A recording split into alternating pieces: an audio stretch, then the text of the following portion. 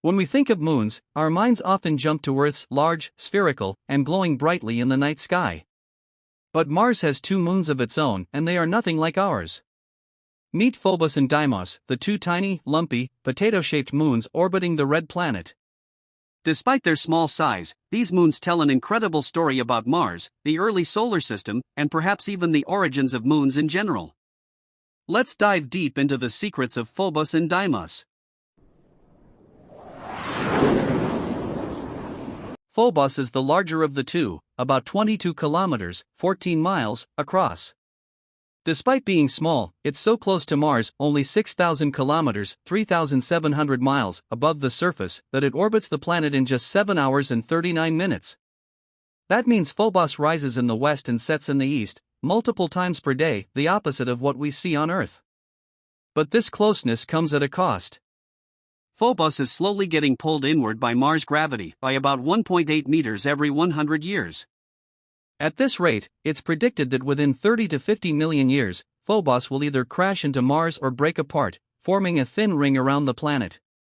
And if you look closely at Phobos, you'll notice massive grooves and a gigantic crater, Stickney crater, likely formed by a huge impact. These scars reveal a violent history. Deimos, on the other hand, is much smaller, only about 12 kilometers, 7.5 miles, wide. It orbits Mars from a distance of 23,000 kilometers, taking about 30.3 hours to complete one orbit. Unlike Phobos, Deimos moves more slowly across the sky and rises in the east and sets in the west, like our own moon. Its surface is covered in dust and loose rock, making it appear smoother than Phobos. But due to its tiny size and weak gravity, it's still far from a relaxing place to visit. Here's where the mystery begins. Both moons look suspiciously like asteroids. They are irregular, dark, and made of carbon-rich rock, similar to C-type asteroids found in the asteroid belt. This has led scientists to believe that Phobos and Deimos might be captured asteroids, ancient objects from the asteroid belt that wandered too close to Mars and got caught by its gravity. However, this capture theory has problems. For example, it's hard to explain how both moons ended up in such circular, equatorial orbits, which captured objects usually don't have. So, another theory suggests that a massive collision on Mars long ago blasted debris into orbit, which later coalesced into these two moons, just like how our moon might have formed after a giant impact with Earth. To solve this mystery, space agencies are planning missions.